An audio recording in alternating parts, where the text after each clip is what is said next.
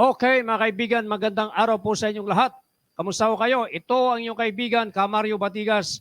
Meron na naman tayong mainit na mga balita at kabilang sa ating pag-uusapan sa hapong ito, isa na namang magandang accomplishment sa NCRPO-PNP sa pangunguna ni Major General Jose Melencio Nartatis Jr. kung saan nilansag ng kanyang mga tauhan ang sindikato ng online casino, mga kababayan, na kung saan ay matagal ng bibiktima itong sindikato ng ito ng online casino, at dahil diyan kaagad na nagsagawa ng raid ang mga tauhan ni General Jose Melencio Nartatis, na kung saan ito palang sindikato ng online casino ay mahigit sa 30,000 ng mga kababayan nating biktima ng naturang sindikato. At hindi lamang niya, mga kababayan, nabanggit din ni General Jose Melencio Nartatis Jr. na umaabot na pala sa 200 million ang kinita ng sindikatong ito.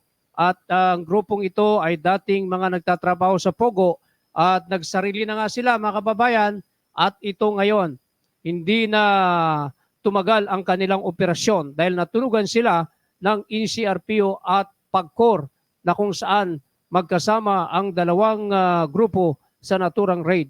Panoorin natin ang report. Gamit ang online casino sa Cavite at Parañaque. Ang leader ng isang grupo nagtangkapang tumakas. Panoorin sa eksklusibong pagtutok ni John Consul.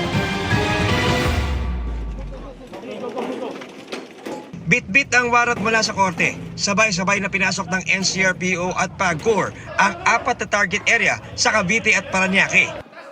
Sa ikalawang palapag ng isang target sa Parañaque, may nagtangka pang mag-lock ng kwarto pero napigilan siya ng mga pulis. Doon inabutan pang nagko-computer ang ilang umano'y nasa likod ng isang online casino scam hub.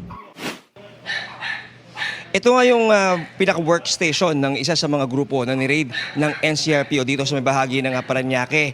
Makikita natin itong mga computers ay naka-on pa na siyang ginagamit daw bilang marketing arm ng sindikato. At tulad nga nito, na kanilang binuboost itong mga ads na to para mahikayat ating mga kababayan na sumali sa kanilang online casino na direkta naman na malalaro sa mga cellphone tulad nito. Sa Bacoor, Cavite naman, inakalang nakatakas na ang primary target na si Encar Cordova. Pero may napansin ang mga operatiba na nakadapa sa bubong ng target na bahay.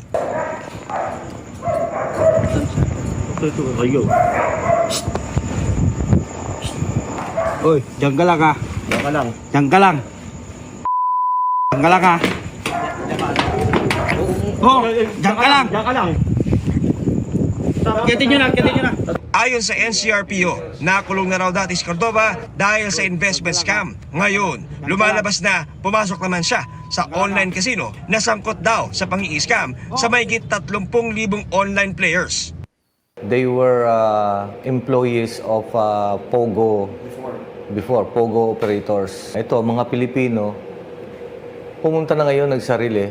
And then, meron na silang mga online casino hub. Ito, yung mga bahay-bahay. In 2022, pinakamataas na earning nila is something like 200 million. Nawala rin sa kanila. Niloko na nila yung mga kliyente nila or yung nag-online sa kanila dahil hindi nila binabalik yung pera eh. Yung 200 million, sinulugan nila sa mga casino, hanggang nawala rin. Ayon sa PAGCOR, nakasamang nagsiyasat sa facility ng online casino, walang permit mula sa kanila ang operasyon ng grupo. Itinanggi ng leader umano ng grupo na scam ang kanilang online casino at online games. Paying po talaga. Pag nare-receive naman po yung, kumbaga, pag nag-cash out, nare-receive naman po. Maximum 100,000 po daily. Hindi po namin alam na ganun po pala yung sistema.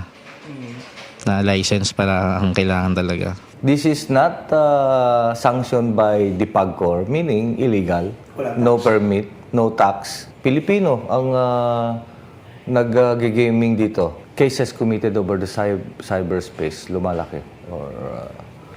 So it is just timely with the Chief PNP at ating pinaka-Chief Executive PBBM na nagsabi siya na lakasan natin ang ating capability on cyber investigation because of these rising cases committed over the cyberspace. Bukod sa computers at gadgets, kinumpis ka rin ang mga sasakyan na walang papeles na gamit ng 12 na aresto.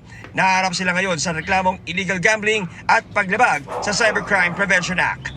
Para sa GMA Integrated News, John Consulta, nakatutok, 24 oras. Okay mga kaibigan, napanood naman ninyo yung balita mga kababayan. Hindi akalain itong grupo ng sindikatong ito na sila'y makakalabuso na at dahil dyan ay natuldukan na ang kanilang panluloko sa kanilang mga customer. Yung online na casino na yan mga kababayan, yan ay talagang kalat na kalat. At dahil nga dyan sa balitang yan at problema ng ating pamahalaan ay ipinag-utos ni Pangulong Bongbong Marcos Jr. kay PNP Chief Benjamin Acorda Jr. at kay General Jose Melencio Nartates Jr. na palakasin ang cyber investigation mga kababayan. Dahil dito nakita natin na talagang marami ang problema sa cyber crime problem. So dahil nga dyan, itong timing, itong instruction na ito ng ating Pangulong Ferdinand Bongbong Marcos Jr.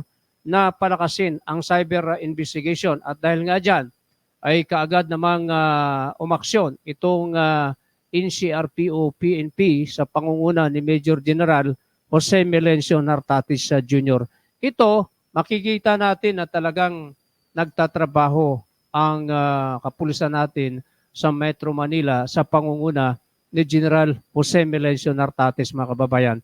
Dito nakakatuwa sapagkat walang tigil sa pagtatrabaho itong ating kapulisan sa NCRPO mga kababayan na pinamumunuan ni General Jose Melencio Nartates Jr. Biruin mo nga naman, may higit sa 30,000 na mga kababayan natin ang niloko nitong sindikato na ito ng online casino na kung saan isa nga dyan sa mga nahuli itong si Edgar Cordoba mga kababayan at kinumpiska na rin ang mga sasakyan na kanilang ginagamit ng mga walang papeles at bukod pa doon, itong grupong ito ay kakasuhan ng illegal gambling at paglabag sa Cybercrime Act mga kababayan. So dito sana magsilbing aral ito sa mga iba pang mga sindikato na gagawa ng kalukuhan sa pamamagitan ng online casino dahil dito hindi kayo titigilan ng ating PNP. So sa pamumuno ni Major General Jose Melencio Nartates ng NCRPO, binabati ka namin. Ang programang ito ay saludo sa iyo, saludo ang kapulisan, saludo sa iyo ang taong bayan. Maraming salamat po sa inyong pakikinig at panunod. Ito ang inyong kaibigan, ang inyong kalatigo, Mario Batigas. Maraming salamat.